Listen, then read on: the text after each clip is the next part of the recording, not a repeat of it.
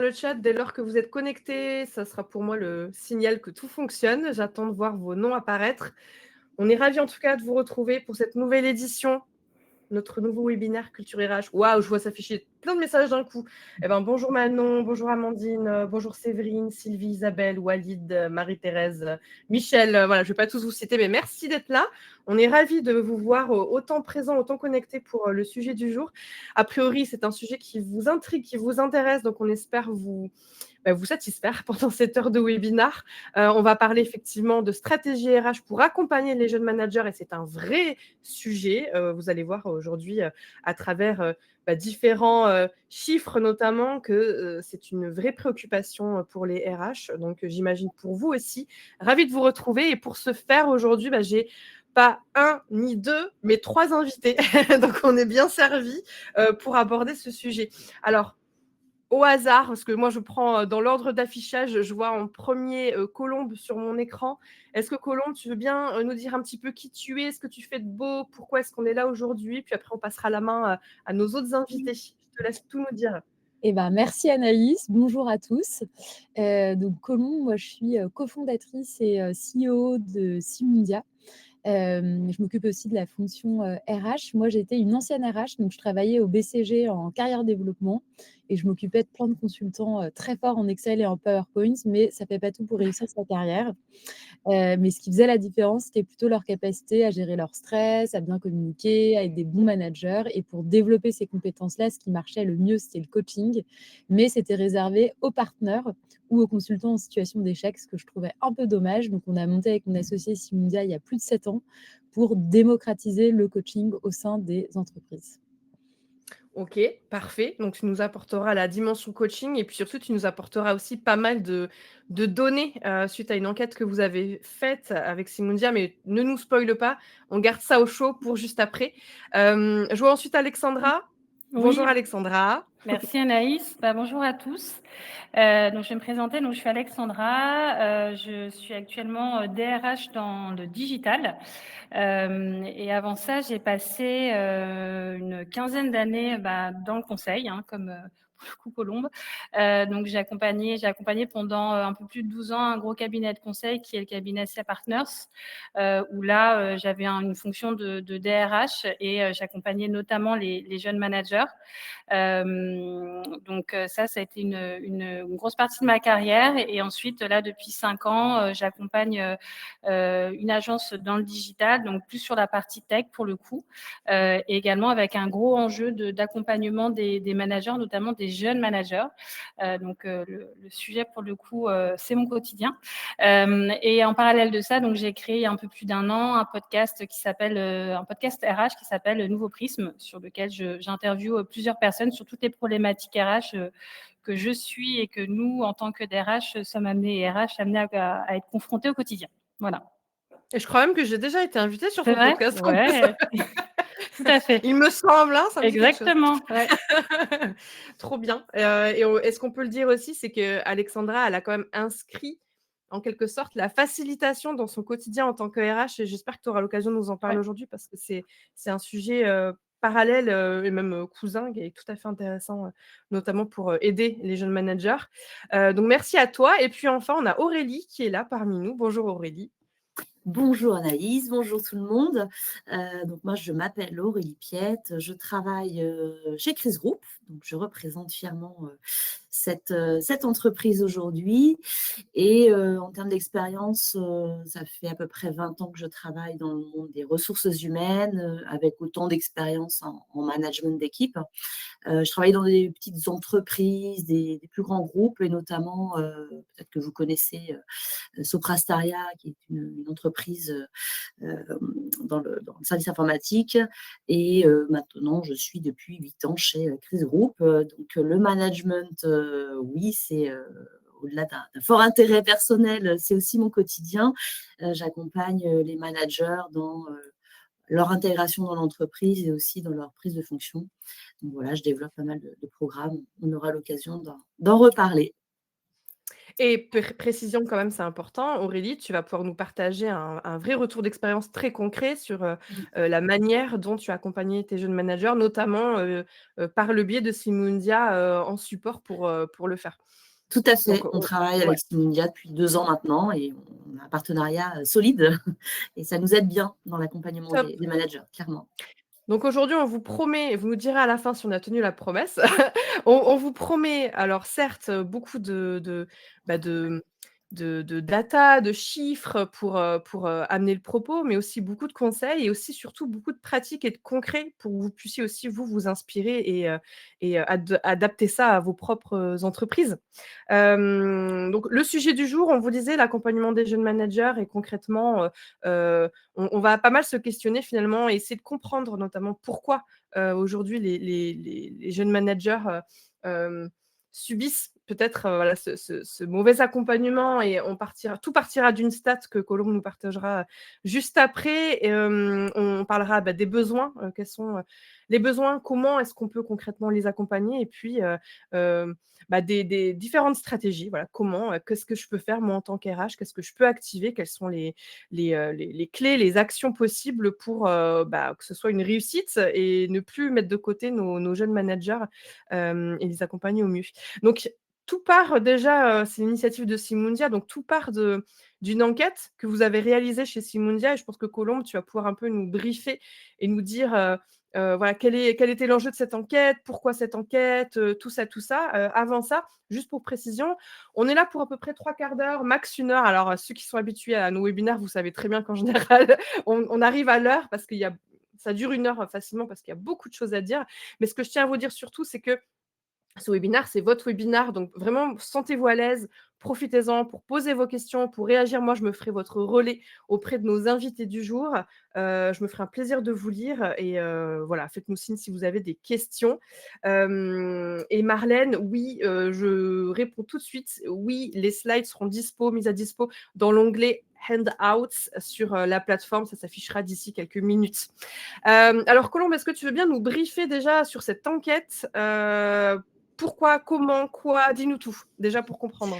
Ouais, avec plaisir. Donc nous, chez Simundia, on échange avec beaucoup de DRH. Un des sujets majeurs de préoccupation, entre guillemets, des RH, c'est comment accompagner leurs managers. Il y a beaucoup de personnes qui souhaitent se former sur le sujet. Nous, c'est la thématique de coaching numéro 1, c'est la posture de manager et le leadership qui est choisi comme thématique de coaching. Un autre sujet hyper intéressant où les RH nous posent beaucoup de questions et nous sollicitent, c'est aussi les jeunes et les jeunes managers. Donc, il y a un vrai sujet, comment est-ce qu'on favorise la vocation des jeunes pour devenir manager et qui peut devenir manager et une fois qu'ils deviennent manager, qu'est-ce qui se passe? Donc on a voulu un peu plus comprendre la dynamique des jeunes managers et pour ça, on a fait une enquête sur 2500 managers coachés sur une période d'1 an et on a également pris des témoignages de DRH et d'experts du management. Et peut-être la première chose que peut-être pour lancer sur un premier chiffre, Anaïs, peut-être qui est assez éloquent. Et je serais curieuse d'avoir votre avis, Alexandra et Aurélie. Mais contrairement à ce qu'on pourrait penser, en tout cas nous c'est ce qu'on pensait, en fait les jeunes entre 20 et 30 ans, ils ont envie d'être managers. Donc ça c'est le premier chiffre qui nous a interloqués. En fait, il y a quasiment 6 jeunes entre guillemets. J'ai l'impression d'être très vieille à chaque fois que je dis jeune. Et ça fait vraiment les jeunes. C'est Donc, officiel. Quand on dit ce genre de phrase, ça devient officiel un peu. voilà, et surtout qu'on a coupé un peu entre moins de 35 ans et plus de 35 ans et j'ai plus de 35 ans donc voilà, donc bon, mais du coup, en gros, ont envie en fait, d'être manager et sauf qu'après 30 ans, et ben là, ça dégringole, c'est l'inverse. En fait, il y a moins de la moitié des plus de 30 ans qui veulent devenir ou rester manager. Et donc, juste pour donner quelques pistes d'explication, en fait, il y a une forme d'image un peu plaquée de ce qu'est le management quand on est jeune qui ne correspond pas à la réalité. Donc, déjà, il y a un côté statutaire. Donc, je suis manager, donc il y a un côté un peu valorisant et ça peut être vu comme la seule possibilité de progression pour les jeunes. Donc de se dire, si je travaille bien, et ben, la suite logique, c'est de devenir manager et c'est comme ça que je vais apprendre des nouvelles compétences, développer des nouvelles choses dans mon métier et progresser dans ma carrière. Mmh. On a Viviane dans le chat qui nous dit qu'elle a 26 ans, elle est manager depuis 8 mois. Bah, justement, ça va être intéressant, Viviane. N'hésitez pas à nous dire dans le chat comment vous vivez cette prise de poste ou cette évolution, surtout dans votre statut. Et oui, l'étude sera partagée, je vous rassure, pour ceux qui posent la question. Du coup, Alexandra, tu veux rebondir sur Ouais, cette tu m'as stat? vu décocher mon micro. Effectivement, je rebondis sur ce que disait Colombe, sur le côté effectivement statutaire. Je pense qu'il y a un vrai sujet aujourd'hui où les jeunes managers, dans beaucoup de sociétés encore, même si ça a tendance à évoluer dans certaines trajectoires de carrière de beaucoup de boîtes, c'est de ceux qui se disent la trajectoire de carrière classique, c'est en gros, tu sais, tu coches un petit peu tes cases, tu arrives, tu es junior, tu montes en seniorité et derrière, naturellement, je suis obligée de passer par la case management. Et pour moi, ça, c'est un vrai sujet dans les organisations au niveau RH. C'est les organisations très classiques qui, pour moi, datent d'il y a pour le coup, je fais ma vieille, 15-20 ans, où Décidément. effectivement, tu étais obligé de passer par cette case-là, ce qui est une grosse erreur. Aujourd'hui, dans les trajectoires de carrière, c'est indispensable pour moi de laisser le choix en termes de projection, d'aller soit sur de l'expertise ou autre, et d'aller sur la voie managériale. Parce que être manager, ça nécessite des compétences, c'est pas juste une promotion. Aujourd'hui, c'est beaucoup perçu par les jeunes c'est une promotion et je dois passer par là. Et je pense que c'est tout le problème du sujet, c'est de se dire il faut se poser les bonnes questions. Le meilleur technicien technicien expert sera pas le meilleur manager parce que c'est pas les mêmes compétences qu'on va lui demander. Très clairement, si je prends le milieu des développeurs, un très bon développeur qui est très technique sur un langage, c'est pas pour autant qu'il sera un très bon manager, qui sera en capacité d'accompagner, de faire monter en compétences, d'être en écoute active, de faire du feedback, ce genre de choses. C'est pas les mêmes choses qu'on va lui demander. On parle de hard skills et de soft skills, c'est pas la même chose, donc il faut bien différencier. Donc c'est important d'avoir un petit peu ces possibilités en trajectoire en V ou plus, tu vois, mais de pas se focaliser juste sur tu es obligé d'être manager pour progresser. Et déjà, si on communique beaucoup au niveau RH sur ces trajectoires de carrière, je pense que ça ouvre des perspectives de réflexion qui sont différentes pour les collaborateurs en termes de projection et aussi du coup d'envie. Et c'est vrai que c'est nécessaire, en tout cas, quand des jeunes collaborateurs, ou pas forcément jeunes, en tout cas des collaborateurs ont envie d'évoluer sur du management, en tant que RH ou manager, de futurs managers, de bien leur poser les questions qui se posent les questions de pourquoi déjà j'ai envie d'être manager, quel manager j'ai envie d'être, quelles compétences ça va nécessiter, est-ce que je les ai, est-ce que j'ai envie de les acquérir pour avoir une entreprise qui est saine avec des collaborateurs qui sont vraiment dans leur rôle, en fait. Et Ouais, je suis complètement d'accord avec Alexandra. C'est vrai que et en plus, les structures, j'ai envie d'ajouter que les structures aujourd'hui sont assez hybrides parce qu'on peut avoir du management hiérarchique, du management fonctionnel, du management transversal. On mélange un petit peu tout ça. Alors, il y a je pense, des compétences communes parce que derrière, c'est d'amener des équipes, des hommes autour d'un même projet. Après, être clair et bien clarifier les attentes qu'on a dans une entreprise par rapport au management, je pense que ça, c'est une des clés aussi pour bien situer le sujet, expliquer quelles sont les missions, ce qu'on attendra de ce rôle qui est important, qui est quand même assez central. Et les jeunes, oui, ils voient ils ont parfois des objectifs de carrière, des projets, on voit des projets professionnels qui s'expriment avec une idée très préconçue. À 40 ans, je dois être manager. Et je pense, comme Alexandra, qu'il y a d'autres voies et que c'est important de leur spécifier les attendus en termes de management. Ouais, en fait, ce que je comprends, c'est qu'il y a des enjeux à la fois de culture d'entreprise, parce qu'une entreprise où il y a la culture de les meilleurs performeurs deviennent managers, ce qui est très présent dans beaucoup d'entreprises. Moi, je l'ai vu en cabinet de recrutement aussi. Les meilleurs performeurs devenaient managers, et à la fois bien identifier les attentes des jeunes. Pour la petite anecdote, c'est juste pour vous faire sourire un peu. À l'époque où je travaillais en centre de formation, on avait une formation qui était donc pour des futurs managers de la distribution. Sur un salon, j'ai un jeune qui est venu me voir pour postuler à notre formation. Et donc, parmi les questions qu'on abordait, c'était du type pourquoi tu as envie de devenir manager? Et là, en face de moi, j'ai un jeune qui me dit parce que j'ai envie de commander les gens. Voilà. Voilà, c'était la petite anecdote. C'était très surprenant comme réponse. Et Voilà. j'ai juste un autre point, Anaïs, parce que là, on parle enfin, il faut aussi avoir en tête qu'il y a beaucoup de jeunes collaborateurs, enfin, moi, je le vois de plus en plus dans le secteur tech digital, qui ont vocation à terme aussi à monter leur société et qui se disent, moi, je veux être manager, pas parce que j'en ai l'envie, mais parce que pareil, dans mon projet professionnel, mais pas d'évolution en interne dans une société, mais plus de se dire, je veux être fondateur d'une société demain. Et pour ça, ça nécessite que je coche la case compétences managériales parce que en tant que CEO d'une future boîte, je vais être amenée à manager.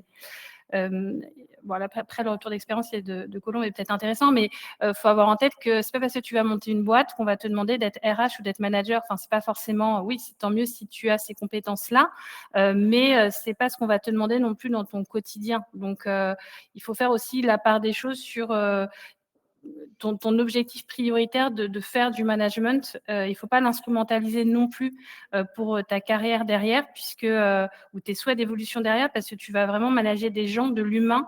Donc, il faut qu'il y ait une vraie envie et investissement dans ce rôle-là, et pas juste de le faire de façon plutôt opportuniste, j'ai envie de dire, pour la suite. Alors, quelques commentaires dans le chat, juste pour compléter ce que vous dites. Il y a Adem qui nous dit que lui, il a été manager à 20 ans d'une équipe qui était plus âgée que lui et plus expérimentée. Il s'est senti très seul, pas du tout, posture très compliquée pour pouvoir instaurer son autorité auprès d'eux. Et donc, il s'est senti seul et pas très accompagné. Donc ça, je pense que c'est assez typique. Ça rejoint un peu ce qu'on disait.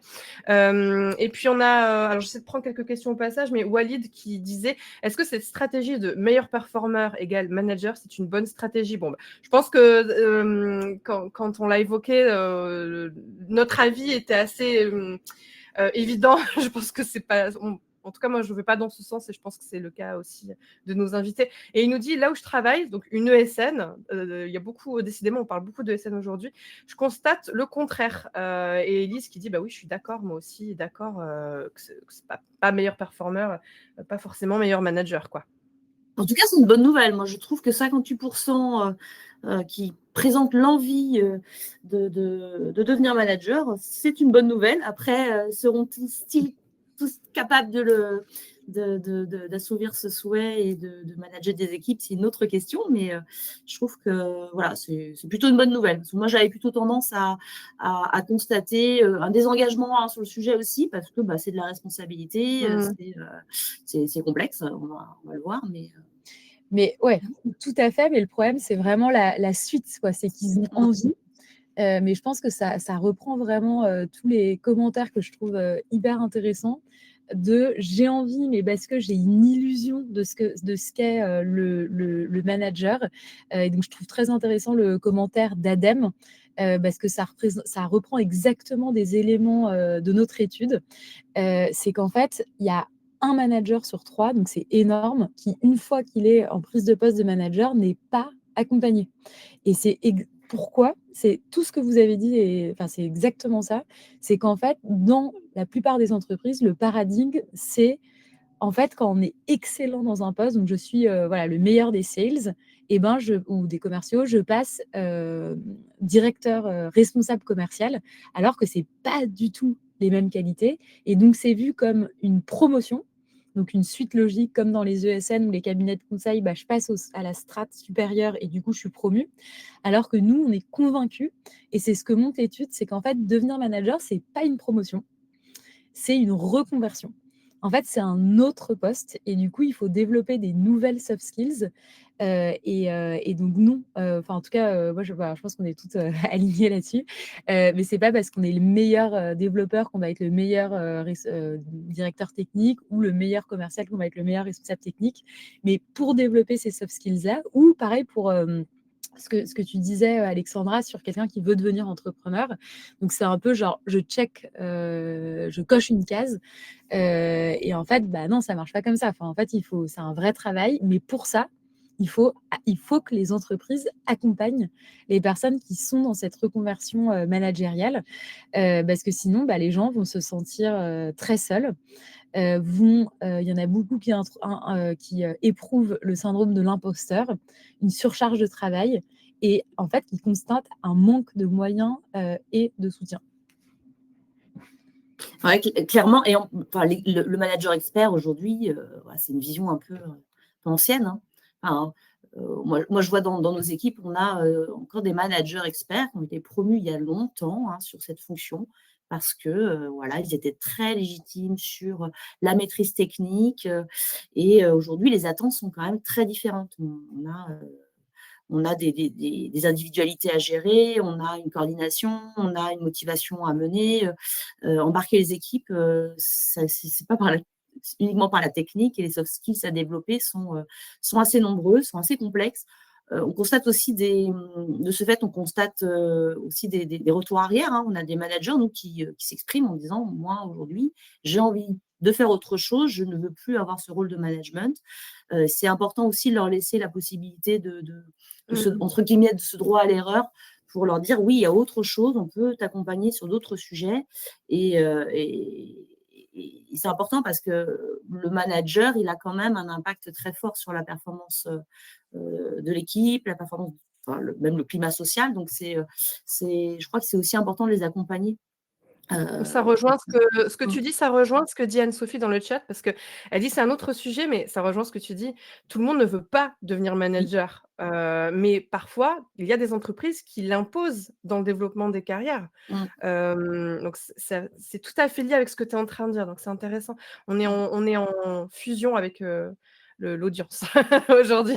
Alexandra, tu voulais rebondir? Je trouvais ça hyper intéressant ce que disait Aurélie, et je pense qu'on ne le fait pas assez sur la fonction RH, de se dire faut être aligné en se disant c'est pas une promotion. J'aime bien le terme reconversion qu'a utilisé Colombe, de se dire c'est pas une promotion, donc si ça ne te convient pas, ce rôle-là de manager, c'est pas une rétrogradation de revenir en arrière. Il faut démystifier, parce qu'il y en a aussi qui se disent bon bah ok, j'y arrive pas, mais en termes de je peux pas vis-à-vis du reste de l'équipe, etc. rétrograder. Il faut bien expliquer que c'est pas une rétrogradation, que c'est plutôt une reconversion, c'est une nouvelle compétence sur lesquelles on va accompagner des collaborateurs. Et si ça convient pas, derrière il y a d'autres voies de trajectoire de carrière, sans pour autant parler c'est comme si quelqu'un passait, je te dis n'importe quoi, du RH au marketing, se rend compte que finalement le marketing ça lui vient pas et revient sur les RH. Il faut plus le voir de façon horizontale que verticale. Pour justement permettre tout le monde, on peut aussi fantasmer des postes, tout le monde le fantasme, mais je pense que tant qu'on voit beaucoup de salariés qui tapent sur le dos de leur manager, et puis une fois qu'ils endossent le rôle de manager, se rendent compte de la réalité, se disent ah oui, ok, en fait c'est pas si simple que ça, et de leur permettre de se dire bon bah ok, soit la personne continue quand même parce que ça l'intéresse, on accompagne. Moi aussi j'ai plusieurs collaborateurs qui se disent bah non, ça me convient pas et c'est pas forcément ce vers quoi je veux aller. C'est pas aussi simple que ça, et je vais sur une autre voie en termes de reconversion. J'aime beaucoup le terme, je pense que je vais te le piquer, Colombe, mais en termes de com interne, c'est hyper important. Il peut y avoir des tracks experts et managers et que ce soit perçu au même niveau et du coup valorisé de la même façon dans une organisation, avec un impact sur l'organisation qui est jugé comme fort en tant qu'expert, et avec des niveaux de rémunération aussi qui sont forts. Et donc plutôt que de se dire ce super tech hyper fort, qui a un impact de dingue parce qu'il a une connaissance hyper profonde de l'architecture, etc., et lui en fait il va être par exemple très bien payé et hyper senior dans l'organisation, mais il va se concentrer sur ses forces.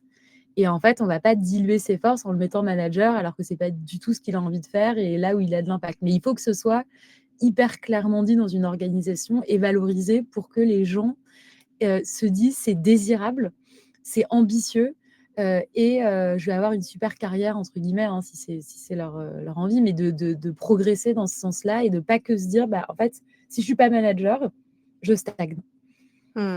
Et la partie salariale, elle est importante parce que j'ai plein de managers, enfin de collaborateurs qui m'ont dit, je vais pas sur la voie expert, mais la voie managériale, parce qu'un manager est mieux payé.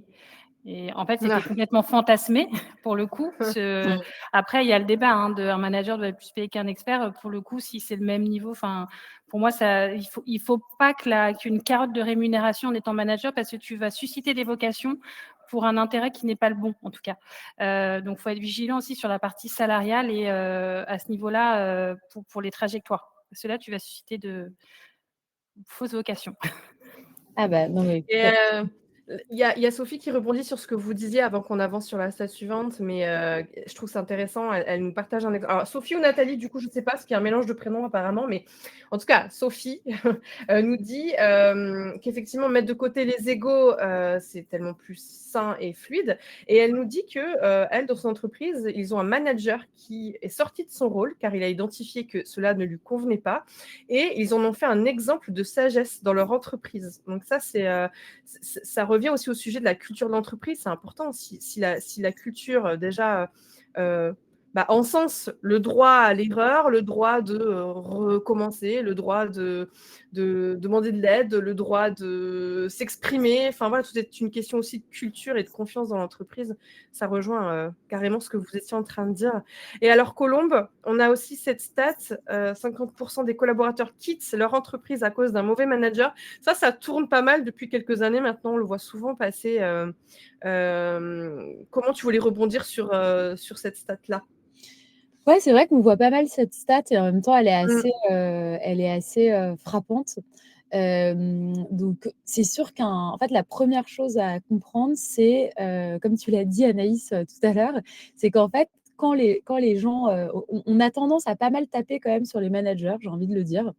Et c'est pas facile d'être manager. Et avant, on n'entendait que cette stat en se disant oh là là, dis donc, ah ouais, mais les managers, c'est vraiment de leur faute si les gens partent, c'est horrible, etc. Alors, c'est vrai. Et ça, c'est aussi quand il y a un manque d'accompagnement. Donc, c'est un peu facile de promouvoir, entre guillemets, donc, comme on l'a dit, quand on est dans cette logique-là, je promeux quelqu'un, mais je le forme pas. La personne se retrouve manager et en fait, il y a une totale désillusion. Donc, on est à 58% et on tombe complètement. Et là, la personne se dit, donc il y a 20% quand même des cadres qui ensuite ne veulent plus manager, sont complètement, vous m'excuserez du terme, mais un peu dégoûtés, entre guillemets, du poste parce qu'ils n'avaient pas anticipé par manque de préparation ce que ça voulait dire au quotidien être un manager. Et donc, comment je gère ma distance comment je gère la bonne distance avec les gens de mon équipe. Comment est-ce que je gère une surcharge de travail? Comment est-ce que je gère le fait qu'avant, j'étais reconnue pour mon excellence opérationnelle? Parce qu'on s'est dit: «Bah, c'est le meilleur, on le passe manager» et en fait, j'ai plus du tout. En fait, on m'attend plus vraiment sur la partie opérationnelle et c'est pas clair. Parfois, j'ai les 2 casquettes. Je suis un peu opérationnelle et en plus, je manage et en plus, je me fais taper dessus et je sais pas comment gérer, mes anciens collègues parce que je suis devenue manager. Bref, et ça peut se transformer un peu en cauchemar. Et donc, il y a 55% des managers qui vivent une forme de dégradation de leur santé mentale, avec une forme, ça peut prendre des formes différentes, mais en tout cas une forte surcharge de travail, un burn-out, etc. Et donc la conséquence de tout ça, c'est que quelqu'un qui est pas préparé, pas bien dans son poste, qui n'a pas anticipé les difficultés, qui a sa santé mentale qui chute, alors ça n'excuse pas tout, hein, évidemment, clairement pas. Mais ça produit forcément sur l'équipe des gens qui vont pas être bien accompagnés, qui vont en vouloir à leur manager et du coup, qui peuvent partir clairement à cause d'un manager pas préparé, qui fait gaffe sur gaffe. Et donc ça, clairement, pour moi, c'est aussi au RH, en tout cas, de prévenir ça et de voir vraiment le fait de ne pas accompagner les jeunes managers comme un vrai risque pour l'organisation. Alors, on quitte pas une entreprise, mais on quitte un manager. Ça vous inspire quoi dans l'audience et ça vous inspire quoi, Alexandra et Aurélie? Alors, je suis complètement d'accord avec ce que vient de dire Colombe. Alors, je suis d'accord et je nuance. Enfin, je suis d'accord sur le sujet. On quitte souvent un manager parce que c'est notre relais direct quand on est salarié. Donc, pour moi, un manager, c'est la clé de tout. Au niveau RH, sans nos managers, on peut rien faire. C'est la personne qui engage, qui motive, qui fait monter en compétences. Il fait plein de choses, le manager. Donc, forcément, c'est un élément clé dans le quotidien d'un collaborateur. Donc, oui, je comprends qu'un collaborateur qui est déçu et qui n'est pas, ou si on parle de management toxique, ce qui est de pire qui puisse arriver, quitte l'entreprise.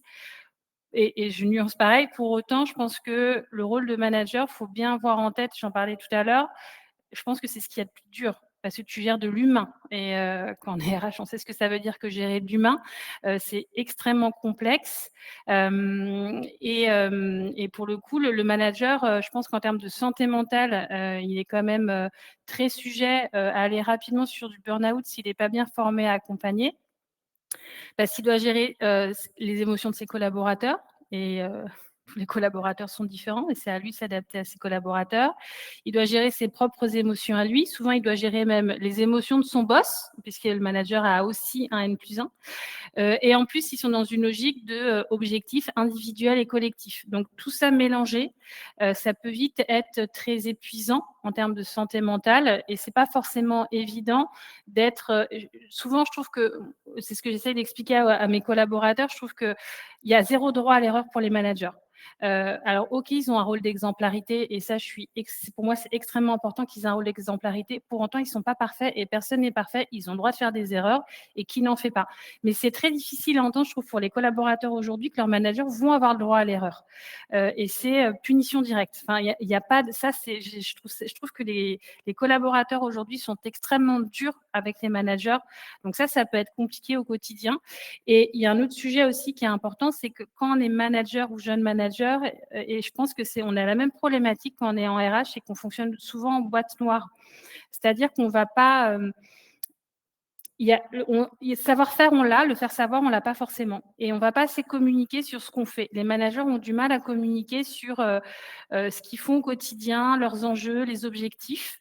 Et du coup, les équipes en dessous ont du mal à souvent comprendre ce qu'ils font, là où ils sont attendus. Alors, je ne dis pas qu'il faut être sur de la transparence 100%, mais en tout cas, il y a un rôle de pédagogie à avoir avec son équipe quand on est manager, d'expliquer aussi le quotidien en tant que manager, qu'est-ce que c'est.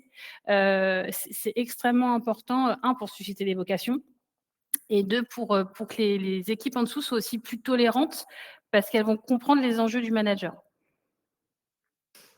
Très clair. Et je vois que ça, dans l'audience, ça rejoint pas mal vos commentaires. Et juste pour rebondir sur ça, il y a Viviane qui dit que dans son entreprise, tous les mois, ils font 2 réunions avec leurs responsables, coaching personnalisé et coaching d'équipe, personnel, pardon, et coaching d'équipe, pour mettre en comparaison leur vision. Je trouve que c'est une pratique plutôt intéressante. Et je vois que vous commencez à questionner sur comment on fait pour former, comment on fait pour accompagner. On veut des conseils. Je vois que vous voulez qu'on passe à la partie pratique. On va y arriver, vous inquiétez pas, on y vient. Est-ce qu'Aurélie, tu voulais ajouter quelque chose avant qu'on passe justement au côté un peu plus pratique Il y a beaucoup de choses il y a beaucoup de choses qui ont été dites. Moi souvent, je résume en disant un manager stressé, c'est un manager stressant, clairement pour l'équipe. Il peut être effectivement toxique, et en même temps, un manager stressé, c'est un petit peu normal vu tout ce qu'on leur demande. On passe beaucoup, je rapproche aussi un petit peu de l'image de l'athlète, c'est beaucoup d'énergie, donc ça passe aussi par une bonne connaissance de soi. Je vois dans le chat des personnes qui parlent de disques.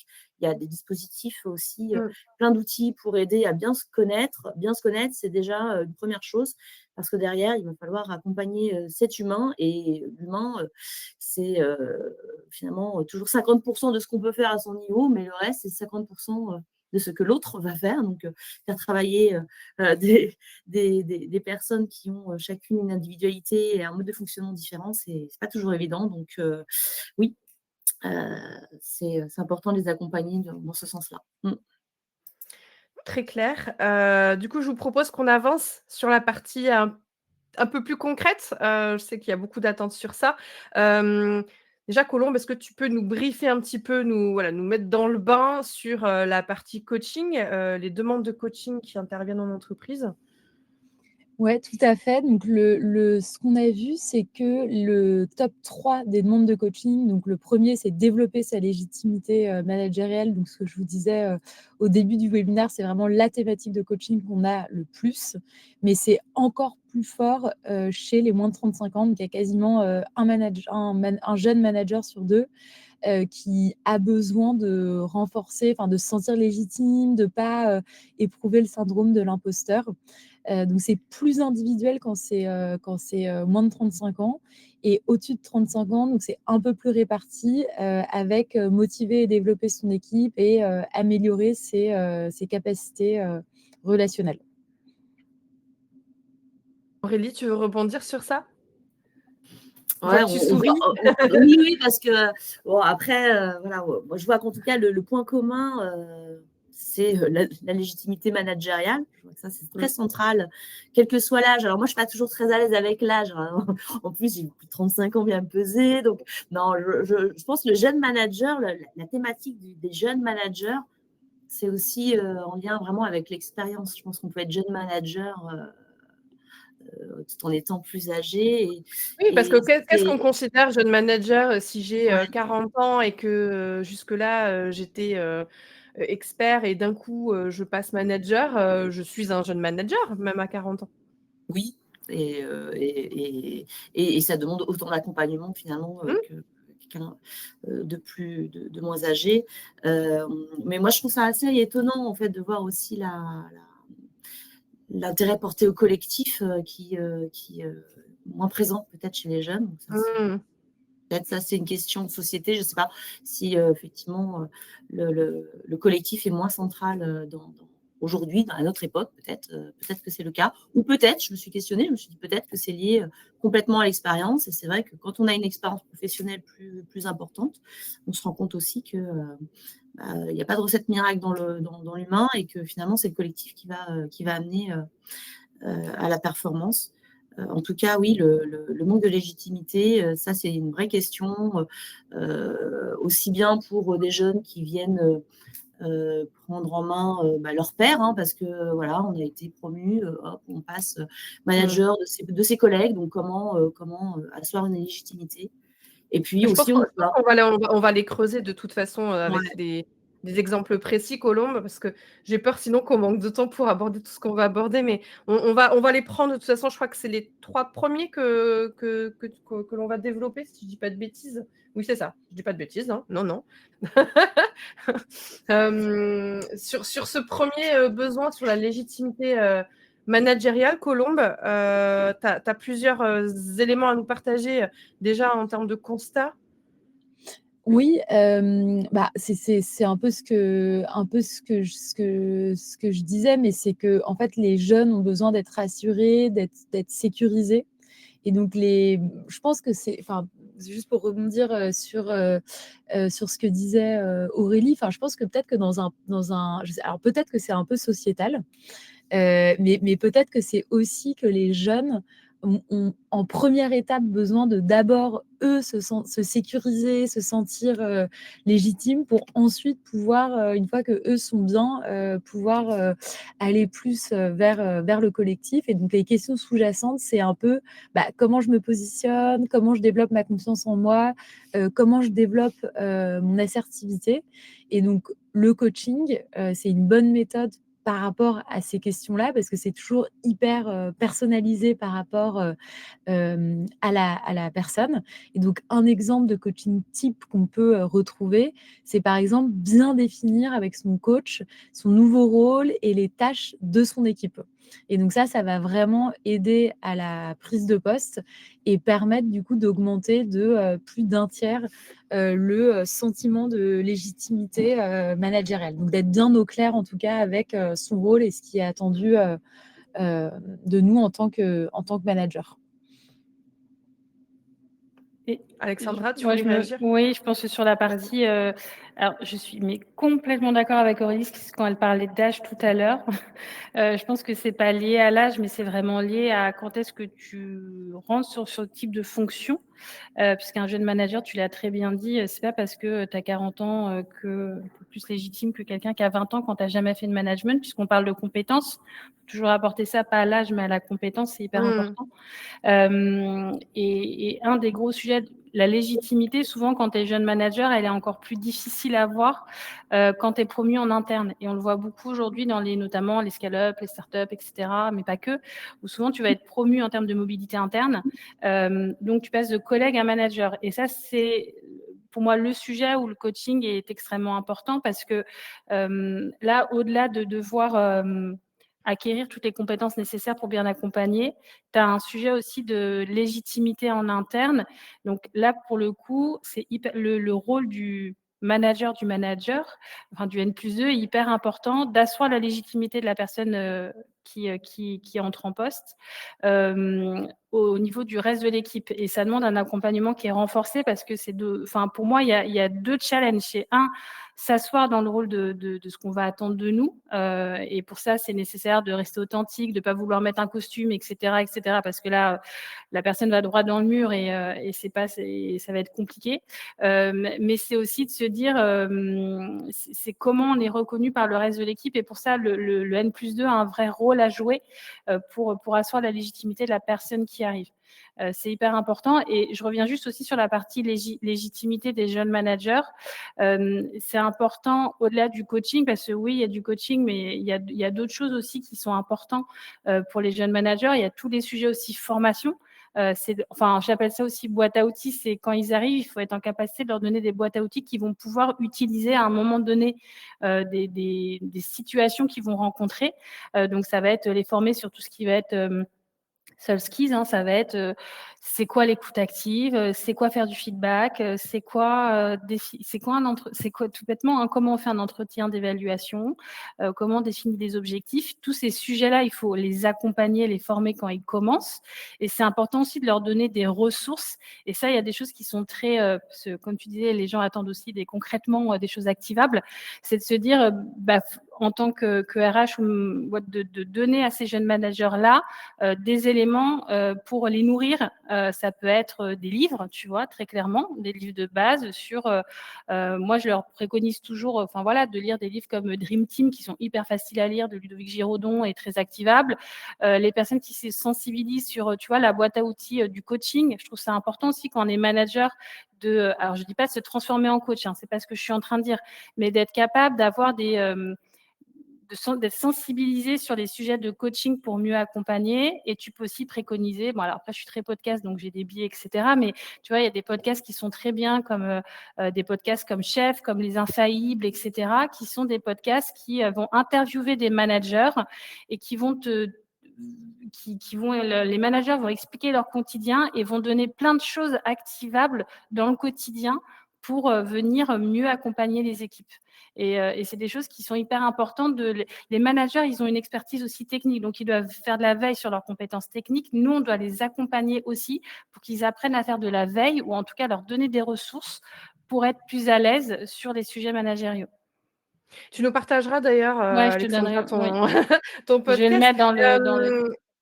Très, très brièvement, Colombe, sur les 2 autres besoins pour qu'on ait le temps de pouvoir aborder le cas, Chris qui va être, concret et intéressant à aborder. Est-ce que tu veux bien, nous partager un peu quelques éléments sur ces, 2 besoins suivants? Comme ça, je vous propose qu'après on avance sur le cas pratique que l'on a partagé sur ce webinaire. Ah, ton micro est coupé, Colombe. Pardon, c'est bon, vous m'entendez? Donc Ouais. le deuxième, c'est motiver et développer son équipe. Donc moi, il y a un exercice qu'on nous a partagé que je trouvais intéressant, c'est de faire vivre des situations aux personnes où ils pensent qu'ils vont pas y réussir, qu'ils vont échouer, et cetera, et finalement ils vont y arriver. Et donc ça, c'est typiquement et donc ça va renforcer leur confiance en toi, les motiver, les développer. Donc ça, je pense que c'est le genre d'outil en tout cas à avoir en tête, par exemple, quand on est jeune manager et qu'on se dit, oulala, mais comment je fais dans une équipe où les gens, par exemple, sont plus âgés que moi, ou alors les gens sont hyper démotivés, comment je fais pour les engager. Et ensuite, le troisième besoin, donc, c'est améliorer ses capacités relationnelles. Donc ça, comme on le sait, hein, c'est quand même assez clé quand on est manager, parce que c'est s'adapter à des personnes qui peuvent être très différentes au sein d'une équipe.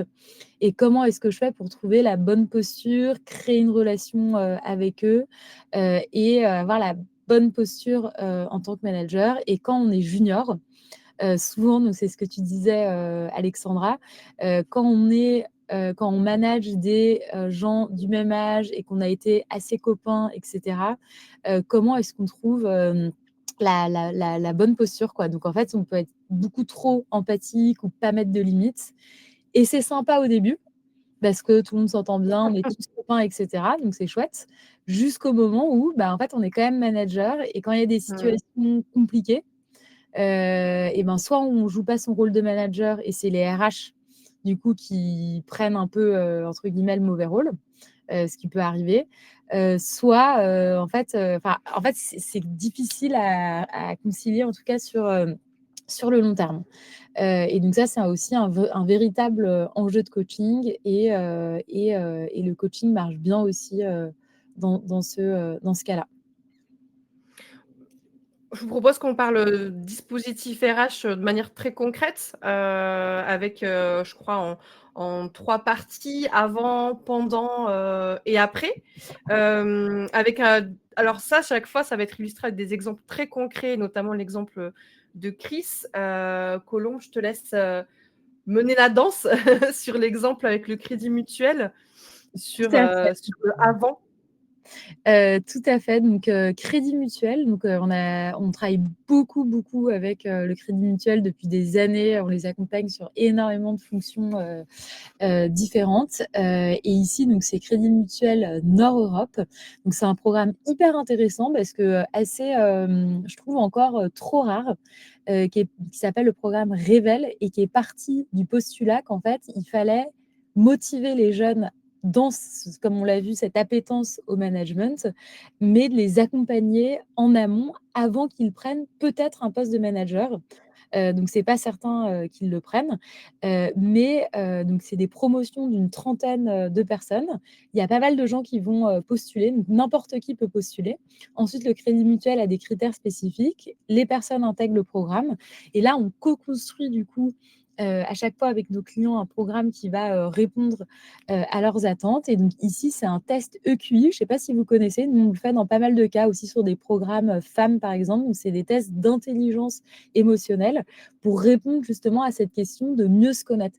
J'apprends à mieux me connaître, j'apprends à mieux savoir comment moi, en tant que personne, c'est quoi mon type un peu de communication, ma façon de me lier aux autres, etc. J'ai une restitution de ce test avec un coach. Ensuite, j'ai mon coaching situationnel Simundia et en plus de ça, des ateliers de co-développement. Donc, je ne sais pas si vous en faites aussi, si c'est quelque chose que vous mettez en place dans vos organisations, mais c'est aussi assez apprécié. Ça permet aux personnes d'échanger entre pairs. Et ensuite, elles ont chez Crédit Mutuel un entretien professionnel qui va permettre de les projeter dans l'organisation. Parce que c'est ça aussi l'enjeu, c'est engager la personne dans une organisation quand on sait que souvent, alors pareil, c'est un peu les jeunes, mais ont tendance à moins rester dans les organisations. Là, l'idée, c'est de leur dire, avec nous, Crédit Mutuel, vous allez pouvoir vous projeter et la banque, c'est un environnement désirable dans lequel vous allez pouvoir faire votre carrière, ce qui ne veut pas dire que tout le monde sera manager. Ça, c'est important. C'est peut-être aussi de montrer à la personne qu'en fait, ses zones de force, c'est pas forcément d'être manager, mais qu'elle a d'autres zones de force qu'elle va pouvoir exploiter et qu'elle va pouvoir projeter dans une organisation. Et donc, on a des très bons résultats là-dessus. Donc, les gens se sentent vraiment plus engagés, plus motivés sur le long terme, moins de turnover et les gens ont envie de se former et de refaire un coaching.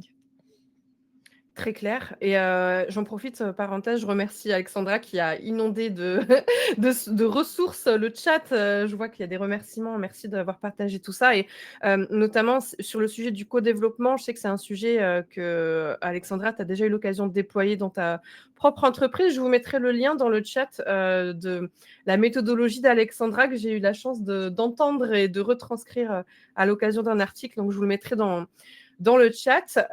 Pour avancer sur le pendant la prise de poste avec le cas très concret du coup de Chris, je pense qu'Aurélie, tu vas pouvoir nous en dire plus, nous briefer sur ce mode opératoire, comment vous vous y êtes pris.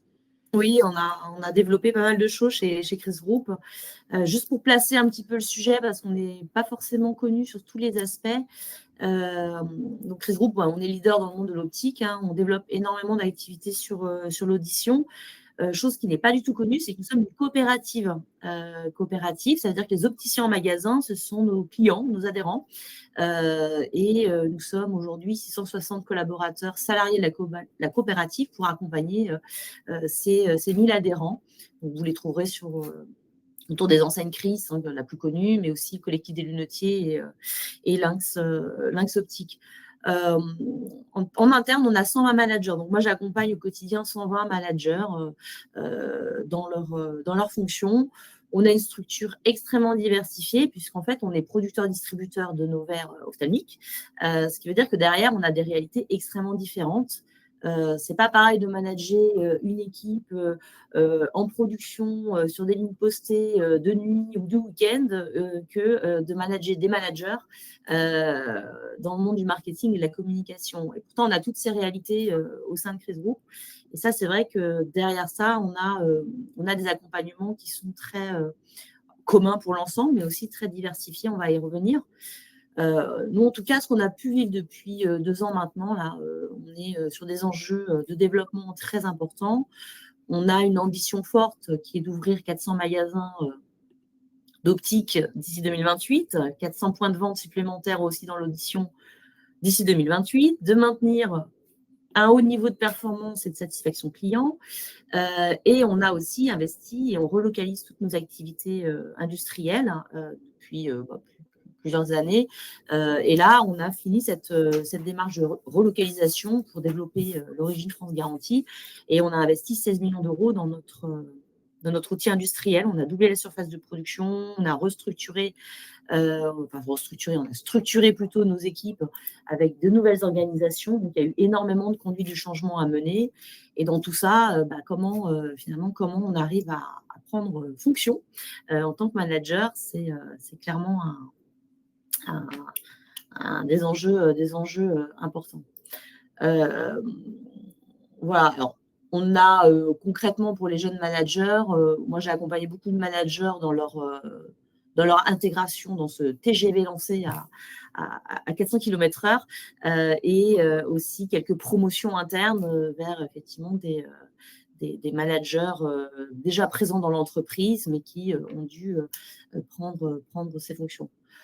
Un enjeu supplémentaire qui vient s'ajouter à tout ça, c'est le bien-être au travail. Ça, c'est source de performance, ça, c'est indispensable. On est Great Place to Work depuis plus de 10 ans maintenant au palmarès des entreprises où il fait bon travailler. On a quasiment 80% de nos collaborateurs qui sont satisfaits de travailler chez Chris Group, qui recommanderaient d'y travailler. Donc ça, c'est un travail au quotidien. C'est aussi les managers qui portent ça, en plus des ressources humaines. Et ça, c'est crucial. On disait tout à l'heure, un manager stressé, c'est un manager stressant. Un manager qui est bien dans sa fonction, c'est aussi le manager qui va amener ses équipes à la performance. C'est essentiel. Vraiment, ça, pour nous, c'est central de proposer des choses qui permettent aux managers de bien se sentir dans leur rôle. Alors, comment on fait ça? On a déjà, je pense que c'est important de développer en tout cas de cadrer un modèle managérial. Qu'est-ce qu'on attend des managers? Chez nous, on l'a développé autour de 3 postures, finalement assez classiques, mais qui donnent de bonnes références aux managers. On demande à ce qu'un manager, il soit... alors, il n'y a pas d'ordre, c'est vraiment des postures à articuler en fonction des situations, mais on demande un manager, d'amener de la performance, donc de savoir piloter son équipe, voilà, clarifier les missions, définir des objectifs, contrôler, accompagner l'équipe vers cette performance. Derrière le pilotage d'équipe, la grande, en tout cas pour nous, le grand enjeu, c'est la charge de travail. Savoir équilibrer au sein de l'équipe une bonne charge de travail et clarifier les missions de chacun. Le manager coach, on en a parlé. Ça, c'est des compétences indispensables, c'est de savoir identifier, écouter son équipe, savoir identifier les axes de progrès et la guider. Le questionnement, ça, c'est questionologie, c'est des compétences qu'on demande à nos managers aujourd'hui. Donc, effectivement, c'est loin de l'expertise technique d'il y a 20 ans. Et puis, le manager leader, alors là, derrière, c'est un manager qui va partager une vision, le projet de l'entreprise, qui va être clair sur où on va. Et pourtant, on est dans un monde qui bouge constamment, donc il va accompagner, conduire les changements. Et on parlait des relations tout à l'heure, l'intelligence relationnelle, c'est aussi pour son équipe, mais c'est aussi vis-à-vis des autres services, parce que c'est lui qui va aussi fluidifier les modes de fonctionnement et développer la coopération interservices. Et ça, c'est aussi le rôle chez nous du leader. Donc voilà, on a développé, je vais vous détailler un petit peu plus des dispositifs qui s'articulent autour de ces trois postures. On a déjà un parcours managérial qui se construit autour de différentes formations. Alors tout d'abord, pour nous, un manager qui se connaît bien, c'est un manager qui connaît ses limites. On voyait ça tout à l'heure dans le chat. C'est un manager qui va être en capacité aussi de pouvoir développer une meilleure communication avec le reste de l'équipe. Nous, on utilise ProcessCom, donc c'est une formation, voilà, c'est un modèle, il y en a d'autres, 10. ProcessCom, on trouve ça intéressant parce que c'est déjà assez évolutif, et puis ça donne vraiment des clés très concrètes dans les bons canaux de communication pour les traits de caractère qui peuvent composer l'équipe. Donc, on a tous nos managers, c'est 100% de managers formés à ProcessCom, et chez Chris Group, c'est 50% des collaborateurs formés à ProcessCom aussi. Donc, pour nous, c'est un vrai référentiel et ça permet de gérer des conflits aussi, des situations plus difficiles. Après, dans le parcours d'accompagnement, on a 3 jours de présentiel, donc 3 jours, un jour finalement autour d'une bonne pratique, d'une posture pilote, posture coach, posture leader, entrecoupée de e-learning. On a une plateforme interne digitale qui permet de proposer à nos collaborateurs, à nos managers des modules digitaux, et donc là, ils vont pouvoir piocher aussi dans le e-learning des sujets sur la reconnaissance, comment conduire un changement, comment développer l'innovation. Voilà, on va avoir plein de thématiques qui vont être en lien avec la bonne posture managériale, et ça se déroule sur 6 mois à peu près.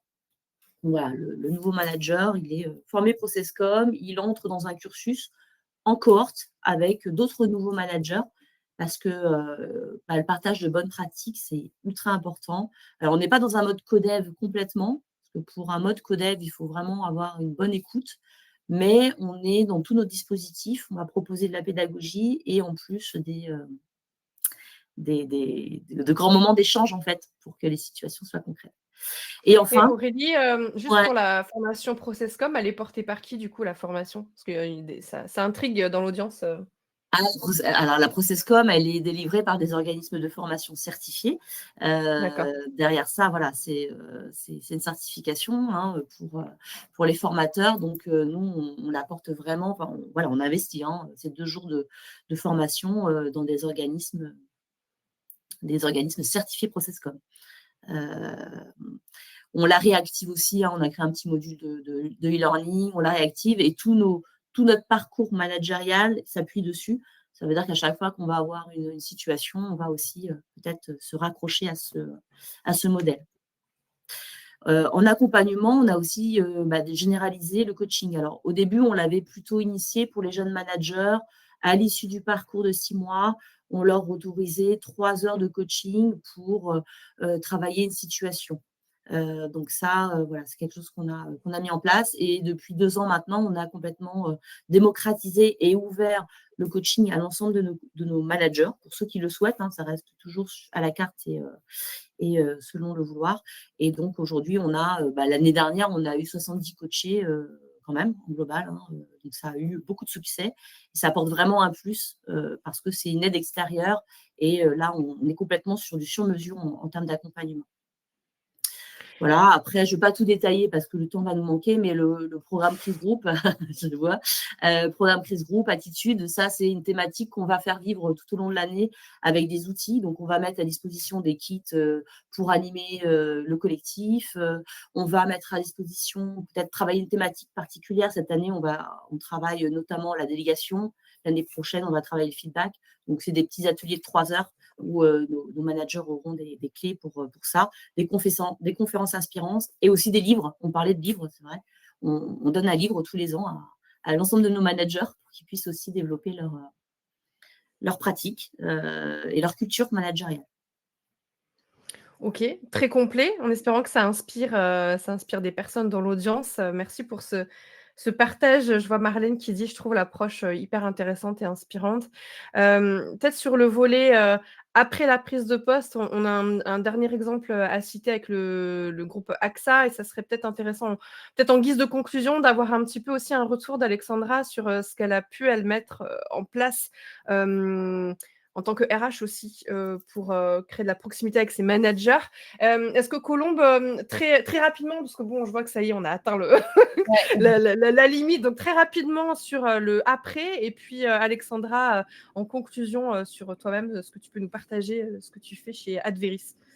Ouais, donc assez rapidement, donc on a accompagné le siège, d'AXA, qui avait des gros enjeux, de, transformation, et qui voulait en gros accompagner les managers pour pouvoir, comment dire? Projeter leur stratégie et que cette stratégie soit déployée ensuite par les managers, sur le terrain et quand il y a des gros terrains des gros enjeux de transformation, et ben, ça crée, voilà des frictions, des difficultés en interne et cetera, donc il y a besoin d'accompagnement et donc ça a été un parcours donc, d'abord une formation de 4 mois à la prise de poste, des conférences mensuelles et ensuite un coaching simultané à la demande. Donc ça, c'est important. Souvent, le coaching, c'est prescrit, c'est top-down, c'est une fois qu'il y a un problème, le manager appelle la RH qui débloque un budget, qui propose un coaching, et cetera. Nous, notre philosophie, c'est vraiment, on couvre une population et les personnes, quand elles ont un besoin et au meilleur moment, et donc c'est là où on a vraiment les meilleurs résultats,